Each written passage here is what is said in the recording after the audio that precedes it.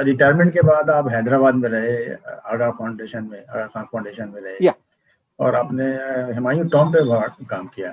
तो सर वो 3 साल का जो सफर रहा हैदराबाद का, वो थोड़ा तजुर्बा जो है शेयर कीजिए हम लोगों के साथ। हैदराबाद में हम लोग जो ना 7 टॉम्स करके, क्योंकि आगा खान ट्रस्ट एक ऐसी ट्रस्ट है, बहुत बड़ा काम पूरे दुनिया में कर रहे हैं, सिर्फ इंडिया में नहीं। उनका काम पाकिस्तान में भी चल रहा है, उनका काम अफगानिस्तान में भी चल रहा है, उनके पाकिस्तान, अफगानिस्तान, फिर जो है इजिप्ट में चल रहा है। कई जगह पे उनको इसी तरीके के मॉन्यूमेंट में भी काम चल रहे हैं, और गरीब लोगों का एजुकेशन के लिए भी, मेरे ख्याल में पटना में भी उनका एजुकेशनल एक्टिविटी है। ये पूरा दुनिया में चल रहा है, जो प्रिंस आगा खान उसका वो है। ये इंडिया में जो आर्कियोलॉजिकल कंजर्वेशन का काम है वो मिस्टर रतीश नंदा है। ये पूरा इंस्टीट्यूशन उन्होंने ही खड़ा कर दिया। अच्छा। तो जो आज जो आप हुमायूं टॉम जो देख रहे हैं वो अब तो बहुत ही अच्छा हुआ है, वेरी वेल कंजर्वेशन किया है उसी का। ये कंजर्वेशन जो ना अगर आर्कियोलॉजिकल सर्वे ऑफ इंडिया में सिर्फ होता उतना बढ़िया नहीं कर सकते, क्योंकि हमारा गवर्नमेंट को ऑर्गेनाइजेशन होने की वजह से बहुत सारे फाइनेंशियल रेस्ट्रिक्शंस है, वो ओवरकम नहीं कर सकते। तो हम लोग उतना नहीं कर पाते जितना वो कर रहे हैं। तो अभी वो एक इंटरप्रिटेशन सेंटर भी बना रहे हैं, उसमें आपको जो है एक बहुत अच्छा मुगल म्यूजियम भी मिलेगा, और उसके अलावा जो है पूरा पार्किंग का फैसिलिटीज, वो पूरी जगह जो है इंटीग्रेट करके हुमायूं टॉम का, उसके पीछे का नीला गुंबद है, वो सब जो है इंटीग्रेट करके एक बहुत बड़ा प्रोजेक्ट की तरफ से ना वो उभर के आ रहे हैं। तो इसका दूसरा कड़ी था वहाँ जो हैदराबाद में 7 गोलकोंडा फोर्ट के पास है 7 टॉम्स करके, उसका भी डॉक्टर रतीश नंदा था, उसका भी इंचार्ज, मैं उन्हीं के अंडर में था। तो वहां पर भी हम लोगों ने, एक तो एक्सकवेशन का काम है, दूसरा कंजर्वेशन का काम है। तो ये सब जो ना काम करते हुए है, फिर वहाँ का जो ना एक हमारा ही आगा खान का ही एक दूसरा विंग है, एजुकेशन विंग देखते हैं। फिर वहाँ के जो मकामी लोग हैं उनको जो ना कितना क्या क्या फैसिलिटीज जो ना आसपास के लोग क्या क्या और फैसिलिटीज दे सकते हैं, ये सब देख के वो पूरा मॉन्यूमेंट का जो आसपास का जो एरिया है उसको डेवलप करने के लिए कोशिश करते हैं। जो आर्कियोलॉजिकल सर्वे ऑफ इंडिया को से आसपास के लोगों से कोई मतलब नहीं है, लेकिन आगा खान में वो भी कर सकते हैं। जो काम मैंने पहले दिल्ली में अपनी तरफ से जो करता था, एग्जैक्टली उसी तरीके का आगा खान का कई विंग है, वो लोग करते रहते हैं। सर मैं आपके बारे में जब जानकारी इकट्ठा कर रहा था तो मुझे एक बड़ी दिलचस्प जानकारी मिली कि जब भी कोई मुशर्रफ या ओबामा जैसे बड़े दूसरे देश के लीडर आते थे तो आपको वहां भेजा जाता था। आपसे सीनियर जो लोग थे उनको ना भेज करके आपको भेजा जाता वहां पे। आखिर इसका राज क्या है, क्यों भेजा जाता था आपको वहां पे? नहीं, ऐसा नहीं है, वो कुछ संयोग है। अच्छा। जैसे मैं पहले पटना में था जी। तो 2000 में मैं पटना में था। उसके बाद जो ना मेरा ट्रांसफर हुआ आगरा में। लेकिन ये उस टाइम में हुआ है कि जो परवेज मुशर्रफ साहब जब आ रहे थे उसका जो ना एक 15-20 दिन पहले ही हुआ है। अच्छा, मैं ताजमहल को तो खैर उसके पहले भी मैं गाइड किया करता, जब भी अलीगढ़ यूनिवर्सिटी से कोई भी वीआईपी आते थे, और मैं उसके बारे में काफी इसमें ये रिसर्च भी किया है। और उसके बाद जो है फिर जो ना इसको किस तरीके से इंटरप्रिटेशन करना चाहिए उसी तरीके से इंटरप्रिटेशन करता था। जैसे ताजमहल का एक चेंजिंग मूड्स ऑफ ताजमहल। अच्छा। क्योंकि अगर आपसे कहेंगे कि यह ताजमहल एक ऐसी इमारत है जो सवेरे उसका मूड एक होगा, 10 बजे एक दूसरा मूड होगा, फिर शाम को एक तीसरा मूड होगा, फिर नाइट में एक 14 मूड होगा, ये अगर कहेंगे तो लोग विश्वास नहीं करेंगे। अच्छा। लेकिन वहां के लोगों से पूछेंगे, मुझे सबसे अच्छा लगा कि जब बारिश होने वाले है तब ताजमहल देखिएगा, आपको अजीब लगेगा, बहुत ही खूबसूरत लगेगा, बहुत खूबसूरत लगेगा। या सन सेटिंग का टाइम में आप जाइएगा तो और भी अच्छा लगेगा आपको। सवेरे चले जाइएगा तो बहुत काम एंड क्वाइट रहेगा ताजमहल। तो उसके हिसाब से जो कुरानिक आयत से, अच्छा, वो भी जो ना, जो फर्स्ट जो सूरा आपको मिलेंगे कुरान का, जी, वो है सूरतुल फजर। फजर का मतलब है सवेरे, अर्ली मॉर्निंग, अर्ली मॉर्निंग, जी, अर्ली मॉर्निंग। तो गेट में जो सूरत है वो सूरतुल फजर है। तो उसी टाइम का मूड क्या है। फिर सेकंड, दूसरे साइड में आपको मिलेगा सूरतुल दुहा। दुहा का मतलब ये है कि 10 बजे, जी, अच्छा, 10 बजे, हाँ, आपको क्या मूड में रहेगा। फिर जो ना आपको वशम्सु तजरी, क्योंकि सूरज जो ना अपने उरूज पे जो पहुंचेंगे, शम्स जो अपना उरूज पे पहुंचेंगे, वो क्या होगा। फिर आपको कहीं पर सूरतुल लैल, लैल मीन्स नाइट अरबिक में। तो इसी तरीके से जो कुरान की आयत भी बदलते रहते हैं, और उसका एक एक उसका गेटवे का, उसका अंदर का पोर्शन का, इसका एक एक खूबसूरती है। जैसे ताजमहल का जो ना गेट पे खड़े हो जाइएगा, जो इंस्क्रिप्शन जितने भी ये कतबा है, वो नीचे का कतबा छोटा होगा, लेकिन ऊपर जाते जाते जो ना बड़ा होगा। लेकिन आपको जो ना लगेगा नहीं ये बिल्कुल यूनिफॉर्म है करके।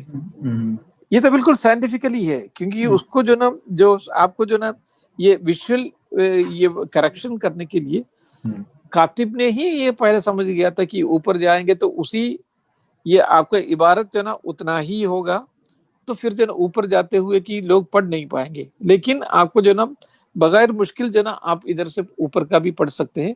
तो वो ऊपर का कतबा जो ना थोड़ा सा बड़ा रहेगा, वो आपका विजुअल करेक्शन के लिए। तो इस तरह की बहुत सारी चीजें ताजमहल में। मतलब तो मैंने उसी तरीके से ताजमहल मैंने आपकी समझाते नजर, ताजमहल को मैंने आपकी नजर से आज पहली बार जो है मतलब समझा। जी, सही मैं सही। तो घूमता रहा, 2-3 बार जा चुका हूँ, लेकिन जिस तरह से आपने अच्छा, ताजमहल को दिखाया अभी, तो वाकई जो है सो मुझे हैरत है कि आप जैसे सही। लोग ही इसको जो है सो दिखा सकते हैं। अच्छा सर, मेरा एक सवाल है कि हड़प्पा और मोहनजोदड़ो की सभ्यता जो है, उसको हम आज के दौर से कैसे रिलेट कर सकते हैं? देखिए, वो इतना बड़ा एक संस्कृति था उस जमाने का, क्योंकि जिसमें आपका जो ना पूरे की पूरा जो टाउन प्लानिंग जो था, वो टाउन प्लानिंग आज भी कई जगह पे हमारे जो ना बड़े बड़े शहर में नहीं है, लेकिन उस जमाने में उनके पास जो ना टाउन प्लानिंग था। जो भी घर का जो ना गंदे पानी था, वो सोकपीट पे जाया करता था, सोकपीट से फिर नाली से जाके जो ना बाहर जाता था, और वो दोनों रोड के दोनों साइड में हुआ करता था।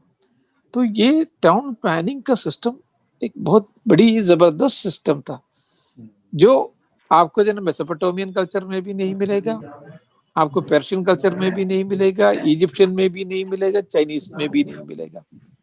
उतना जबरदस्त जो ना टाउन प्लानिंग इन लोगों ने, जो हड़प्पन वालों ने, दोनों जगह पे, हड़प्पा मोहनजोदारो, इन दोनों जगह पे किया करता था। और भी जो जितने भी है, कालीबंगा है, तो बाकी बहुत सारे जगह अभी एक्सकर्शन किया है, इन सारी जगह पे ये टाउन प्लानिंग का व्यवस्था बहुत ही अच्छा था।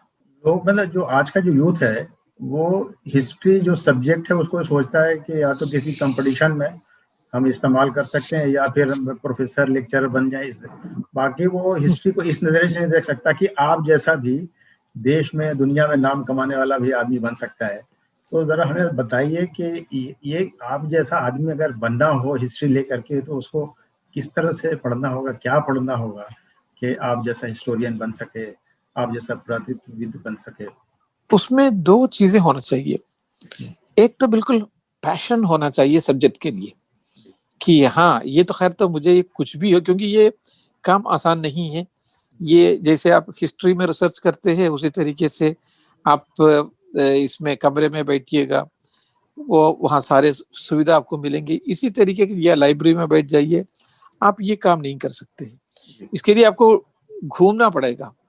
घूमना पड़ेगा मेरे एक एडवेंचरस जैसे जो ना, आपको पूरा बारिश में, धूप में आप चलने फिरने के लिए अगर तैयार है, और फिर जो ना वो ये जो पैशन है सब्जेक्ट के लिए, अगर वो है, तभी आप आर्कियोलॉजिस्ट बन सकते हैं। That is number 1। नंबर 2, आपको मुकाबला करने के लिए, आपको पीछे खींचने के लिए, आपकी सारी तरक्की रोकने वाला एक आदमी और होना चाहिए, जैसे मेरे केस में हुआ था। जी। तो मैं अब भी वो लोगों को जो ना सलाम करता हूँ, जिसकी वजह से मैं अभी उस जगह पे हूँ। नेगेटिव सेंस में ये नहीं है कि उन्होंने अपना काम ठीक से निभाया नहीं है, जिसकी वजह से, तो उससे अगर आप जो ना फाइट करेंगे तो आप आगे जा पाएंगे। उसके लिए भी कुछ किताबें हैं, जैसे सेल्फ इम्प्रूवमेंट की जो किताबें हैं, जैसे उस जमाने में, हमारे जमाने में हुआ करता था, डेल कार्नेगी की किताबें हैं और नेपोलियन हिल की किताबें हैं, और इसी तरीके से जो सेल्फ इम्प्रूवमेंट की किताबें आजकल बहुत सारे हैं। ये अगर आप पढ़ते रहेंगे, आपको एक मजबूत पर्सनालिटी बनेगा। तो चट्टानों से टक्कर लेने का जो ना आपका जो ना हिम्मत मिलेगा। ये हिम्मत अगर आप में है तो आप बहुत सारी चीजों से जो ना बिल्कुल आगे जा सकते हैं, पार कर सकते हैं। आप जो रोड़े की बात की या चट्टानों की बात करी, तो जब आपका जो वो आया था आत्मकथा, और जिसमें आपने कहा था कि अयोध्या जो है मस्जिद के ऊपर मंदिर बनाया गया है, उसके बाद एक कंट्रोवर्सी क्रिएट की गई और आपको गलत साबित करने की कोशिश की गई, तो अब जो जी, अब लेकिन इसी तरीके से कुछ लोगों को बोलने का मौका मिल गया कि कुतुब मीनार भी किसी शिवालय पर है, ताजमहल के भी नीचे भी कोई शिवालय, तो आपकी नजर में क्या है, आप उसको कैसे देखते हैं? देखिए, कुतुब मीनार का तो बिल्कुल, कुतुब मीनार में दो चीजें हैं, एक तो कुतुब मीनार, दूसरा है आपके पास बगल में जो कुव्वतुल इस्लाम मस्जिद है। वो कुव्वतुल इस्लाम मस्जिद जो ना पहले मंदिर था, तो उसमें जैन मंदिर भी है, हिंदू मंदिर है भी है। उसको जो ना अब भी आप चले जाइएगा, आपको जो ना बहुत सारे मूर्तियां मिलेंगी।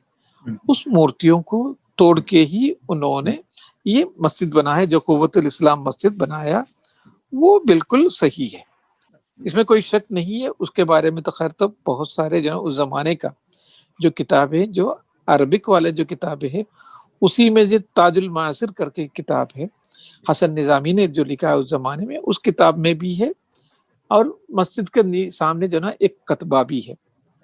कुछ चीजें हुआ है, वो जो हुआ है गलत हुआ है, वो इस्लामिक स्पिरिट से नहीं है। इस्लाम में जो ना बिल्कुल जो ना इसको या किसी और को मजहब वालों को जो ना गलत साबित करना या उसका भला बुरा कहना इस्लाम में मना है। इस्लाम ये कहते हैं, वदुल इला सबीली रब्बिका बिल हिक्मा व मौइज़तिल हसना व जादिलहुम बिल्लती ही अहसन। अगर जो ना आप इस्लाम का दावत दे दीजिए, इला सबीली रब्बिका बिल हिक्मा, अच्छी तरीके से हिकमत के साथ जो ना कीजिए। अगर आपको किसी से आर्ग्यू भी करना है, वो भी अच्छी तरीके से कीजिए। और आप जो ना दूसरे का जो ना ये जो आइडल्स है उसको गाली भी नहीं दे सकते। वला तसुब्बुल्लज़ीना यदऊना मिन दूनिल्लाह, आप गाली भी नहीं दे सकते, ये है इस्लाम का। लेकिन कुछ अफगान के उधर से इधर से जो बाद में जो मुस्लिम्स जो आए थे यहाँ, उन लोगों ने बहुत गलत काम किया है, काफी मंदिर तोड़ा है। इसको एक्सेप्ट करने में मुसलमानों को कोई भी झिझक होना नहीं चाहिए, उन लोगों ने गलती किया था। लेकिन उसके लिए आज की मुसलमान रिस्पॉन्सिबल नहीं है, ये भी है। आज की मुसलमान बिल्कुल रिस्पॉन्सिबल नहीं है। लेकिन आज के मुसलमानों में एक और ड्यूटी है, उनको ये भी कहना पड़ेगा, आज के मुसलमानों को उसको जस्टिफाई करने के लिए कोशिश नहीं करना चाहिए। वहां मुस्लिम आजकल भी गलती कर रहे हैं, जस्टिफाई करने के लिए कोशिश करते हैं। वो ये कहते हैं नहीं वो तो खैर तो वहां माल बहुत ज्यादा था, गोल्ड था, सोना था, वो ये था, इसीलिए उसके लिए था। तो उसके लिए होता तो खैर तो आपने इसको तोड़ा क्यों है? और उसी फिर जो ना कुछ कम्युनिस्ट हिस्टोरियन वो जो कहते हैं नहीं नहीं नहीं वो कोई ये भी इकोनॉमिक रीजन था, ये सब करके जस्टिफाई मत कीजिए। अंग्रेजों ने बहुत गलती किया है, पोर्चुगीज ने उससे ज्यादा भी गलती किया है। मैं 7 साल गोवा में था, लेकिन कोई भी पोर्चुगीज उसको जस्टिफाई नहीं करते हैं, मुसलमान जस्टिफाई करने की कोशिश कर लेते हैं। हाँ, ये नहीं होना चाहिए। तो वो जो अगर जस्टिफाई करने के लिए कोशिश करेंगे, फिर हिंदू भी भड़क जाते हैं। अदरवाइज जो हिंदुइज्म है ये बहुत ही अकोमोडेटिव रिलीजन है, मैं बहुत रिस्पेक्ट करता हूँ, बहुत अकोमोडेटिव रिलीजन है। क्योंकि आप ईश्वर का विश्वास कीजिए न कीजिए, अब शिव का पूजा कीजिए, विष्णु का पूजा कीजिए, अब मंदिर में मत जाइए, तब भी आप हिंदू हैं। तो इतना बड़ा एक बहुत बड़ा रिलीजन हम लोगों को मिला है, उससे मुसलमानों को फायदा उठाना चाहिए। अच्छा, इसमें एक तो वो है कुव्वतुल इस्लाम का, दूसरा है कुतुब मीनार। कुतुब मीनार जैसे वो कंप्लीटली एक इस्लामिक मॉन्यूमेंट है, फुल्ली एक इस्लामिक मॉन्यूमेंट है। हाँ, इसके पहले अफगानिस्तान में, ख्वाजा सियापोश में, अफगानिस्तान में ये इसी तरीके का या मीनार्स बनाते रहते थे। उसके ही पहले बुखारा में, समरकंद में, तिरमिज में, इसके पहले की बात कर रहा हूँ, तो वहां पर भी इसी तरीके से मीनार्स बनाते थे। और उसका जो ना सबसे ज्यादा बिगेस्ट मीनार जो बनाया है वो हिंदुस्तान में, क्योंकि हम लोग जो ना पत्थर में बहुत अच्छे अच्छे मंदिर बनाते थे, जैसे खजुराहो का मंदिर, कितना खूबसूरत मंदिर, आप जाके देखिएगा, बहुत ही खूबसूरत। और दो पत्थर का कारीगर था और जो कंसेप्ट है वो इस्लामिक कंसेप्ट था। ये दोनों जब मिल गया एक की बहुत ही खूबसूरत जो ना चीजें बन गए, वो है कुतुब मीनार। और एक्सट्रीम जो हिंदूस ये पूरा कोशिश करते हैं कि जो ना ये तो बिल्कुल विष्णु मंदिर था या वो था ये था, ये सब चीजें गलत थे उसमें। वो खुद भी कई इसमें डिबेट में मुझे भी पार्टिसिपेट करना पड़ा।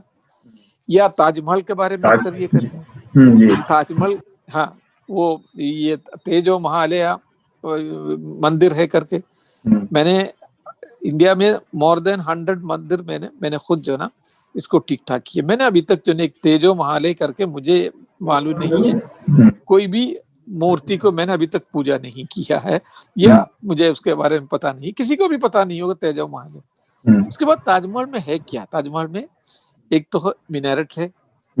ये मिनारेट हिंदू एंशिएंट पीरियड में इंडिया में था? बिल्कुल नहीं है। ये मिनारेट, फिर जो आर्चस है, आर्चस जो ना मुसलमानों का आने के पहले फॉल्स आर्च मिलेंगे, फॉल्स आर्च जो ना मिलेंगे, लेकिन ट्रू आर्च इंडिया में नहीं था। ताजमहल में वो आर्च है, डोम है, डोम जो ना ताजमहल ये तो कम्प्लीटली इस्लामिक है। अच्छा, ताजमहल का डोम जो डबल डोम कहते हैं उसको, जो सुल्तान का पीरियड के 1192 से 1526 तक जो भी डोम था वो सिंगल डोम था सुल्तान के पीरियड में। और ताजमहल का ही ये डबल डोम है। तो ये डबल डोम पहली बार जो ना हुमायूं टॉम्ब में बनाया है, उसके पहले हिंदुस्तान में नहीं था। तो इन लोगों का ये एक्सट्रीम हिंदू ग्रुप का कहना ये कि नहीं ये 11वीं शताब्दी का है। 11वीं शताब्दी में न डोम था, न आर्चस थे, न मीनारत था, न पच्चीकारी का काम, न जो ऑर्नामेंटल ग्रिल्स, ये कुछ भी नहीं था। ये ताजमहल को जो ना पहले ये ताजमहल का हुमायूं टॉम्ब का डोम ले लीजिएगा, और उसी तरीके से अकबर का जो सिकंदरा है उससे आप मिनारेट ले लीजिए, फिर सलीम चिश्ती का मकबरे का जाली वर्क ले लीजिए, और ये सारी चीजें जो ना आप एक जगह पे रख दीजिए तो वो ताजमहल हो जाए। लॉजिकल कंक्लूजन है। तो इसको अगर जो ना अगर वो ये कहते हैं ना, तो ये सब जो ना बिल्कुल अननेसेसरी प्रॉब्लम क्रिएट करने के लिए कहते हैं। जब आपने कहा कि अयोध्या मंदिर के नीचे मस्जिद है तो मुसलमान बहुत नाराज हुए। फिर बाद में जो सुप्रीम कोर्ट का जो जवाब आया, मतलब जो फैसला आया, वो लगभग आपने जो राय दी थी उसके मुकाबले में वैसे ही था। एक प्रोफेशनल की हैसियत से आपने अपना फर्ज निभाया, लेकिन लोग नाराज रहे। अब लोगों का स्वभाव कुछ बदला कि नहीं बदला है जब फैसला आ चुका है, अब मंदिर वहाँ? यस नहीं, मुसलमान पहले भी बहुत सारे लोग जो ना, क्योंकि मैं उस जमाने में अलीगढ़ में था, मुसलमान जो ना छोड़ने के लिए तैयार थे, बहुत सारे लोग तैयार थे वो, लेकिन उनको बहकाया है ये इरफान हबीब कम्युनिस्ट हिस्टोरियन का जो लॉबी है, उन लोगों ने बहकाया। उन लोगों ने कहा कि नहीं खैर तो आपको छोड़िएगा मत। वहां जो ना प्रोफेसर बीबी लाल ने एक्सकवेशन करके देखा, उनको कुछ नहीं मिला है।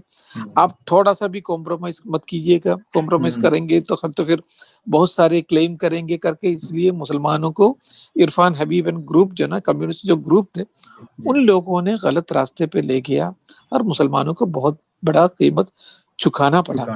वरना अगर ये चीजें जो ना वहाँ क्या 4% मुस्लिम से, ज्यादा नहीं, क्योंकि मैं तो खैर तो वो पूरा पूरा एरिया में जो ना ये तो रह चुका हूँ। अच्छा, इसमें बीच में इरफान हबीब ने और उनका नदीम रिजवी ने एक और ये चलाया, मैंने उस एक्सकर्शन में पार्टिसिपेट नहीं किया था, ये भी अखबार में दे दिया था, टाइम्स ऑफ इंडिया में दे दिया था नदीम ने। हाँ, ये भी चलाया। फिर प्रोफेसर बीबी लाल, उस टाइम में वो यहाँ इंडिया में नहीं थे, अमेरिका में थे, उनको वहीं से फिर ईमेल भेजना पड़ा, फिर वो भी पब्लिश करना पड़ा। तो ये सब जो ना झूठ मूठ बोलना इन लोगों की आदत बन गया है। तो उसी वजह से मुसलमानों को इन लोगों ने गुमराह किया। उस जमाने में अगर मुस्लिम, देखिए मक्का और मदीना मुसलमानों को जितना इम्पोर्टेंट है उतना एक आम हिंदू के लिए इम्पोर्टेंट है। अगर आज भी हिंदुस्तान आपको एक पाकिस्तान देने के बाद आज अगर हिंदुस्तान एक सेक्युलर कंट्री है, that is only because it is Hindu majority country. Muslim majority country होता ये कभी भी सेक्युलर कंट्री नहीं होता। तो ये हम लोगों को, ये हकीकत है, जमीनी हकीकत हमको मानना चाहिए। तो जहां हम लोग पॉसिबल है तो वहां हम लोगों को मुसलमानों को समझौता करना चाहिए था, लेकिन गुमराह किया है Irfan Habib and this group, वो गलती हुआ। तो मुसलमान पहले भी समझते थे, फिर बैक का में आ गया, लेकिन बाद में भी वो समझ गया। अब तो बहुत सारे लोग समझ रहे हैं कि ये गलत हुआ है करके। ये नजरिया बदला कि नहीं बदला हम मुसलमानों का? वो नजरिया बदल रहे, काफी बदल रहे। उसका हिंदू, हिंदू कम्युनिटी का भी जो ना जैसे एक्सट्रीम चले जाते हैं कुछ चीजों में, तो वो भी नहीं है, लेकिन वो इसलिए जाते हैं क्योंकि as a reaction to Muslim fanaticism. तो मुस्लिम भी अगर जो ना थोड़ा सा अपने रवैये को बदलेंगे, हिंदू भी बदल जाएंगे। हिंदू को बदलना जो ना कोई बहुत ज्यादा मुश्किल नहीं है। और उसी के साथ ही साथ मैं ये भी कहूंगा, हम जो समझते हैं कि सिर्फ हम ही सही है, बाकी सारे लोग गलत है, सिर्फ हम ही जन्नत में जाएंगे, बाकी सारे लोग कितने भी अच्छे हो तो वो जन्नत में नहीं जाएंगे, दोज़ख में जाएंगे। ये सब चीजें जो ना आपको मॉडर्न जमाने में आपको बदलना ही पड़ेगा। उसके हिसाब से अपना जो सिलेबस है, मदरसा का जो सिलेबस है, मैं खुद मदरसा का हूँ। हाँ, इसलिए मैं तो खैर तो बहुत आसानी से जो ना मैं ये जो ना कुरान शरीफ और जो ना हदीस शरीफ जो ना ये सब पढ़ा हूँ, तो मैं जानता हूँ। तो हमारा जो ये है कि सिर्फ हम ही सही है, सिर्फ हम ही जन्नत में जाएंगे, बाकी लोग जो ना सब दोज़ख में जाएंगे, जहन्नम में जाएंगे, ये सब जो ना सोच मुसलमानों को बदलना पड़ेगा। एक नया इंडिया क्रिएट करने के लिए मुस्लिम, हिंदू, क्रिश्चियन सब मिलके आगे बढ़ना पड़ेगा, तो जरूरी है। जी सर, आपसे बहुत हमें बातें करनी है, और मुझे उम्मीद है आपसे जब मैं टाइम ले रहा था तो कुछ और बातें हुई थी, तो दूसरे फेज में हम लोग बात करेंगे। फिलहाल चलते चलते मैं एक आखिरी सवाल आपसे करना चाह रहा हूँ कि आजकल आपका मशगला क्या है? आजकल आप क्या कर रहे हैं? मैं अपने जो किताबें हैं, एक तो काफी काम किया है कई जगह पे, ये सब जो ना बुकिश फॉर्म में लाया नहीं है, तो मैं उसी में लगा हुआ हूँ। तो इसलिए जो ना मैंने कहा कि कोई भी काम नहीं लेंगे, अपना काम तो यही है, तो ये पहले काम खत्म करना है, फिर जो ना बाकी चीजों में, कुछ एडवाइजरी चीजों में कुछ ऑर्गेनाइजेशन के साथ थे। इसके अलावा अब कंसंट्रेशन किया हुआ है कि इसी फील्ड पे। सर, आपसे बहुत कुछ सीखने का मौका मिला, जानने का मौका मिला, और बात करके वाकई में बहुत खुशी हुई। और आप जैसे लोगों को, मैं तो आपस में बात कर रहा था कि आप दूसरे कलाम हैं देश के, और मुसलमान को कदर करनी चाहिए आपकी। तो आपका बहुत बहुत शुक्रिया, आपने हमारे लिए टाइम निकाला, और उम्मीद है कि हम लोग एक बार फिर बैठेंगे और जो आपने वादा किया था कुरान और आयतों के बारे में, हम लोग उस पर एक बार फिर जैसे डिस्कस करेंगे। बिल्कुल। Thank you.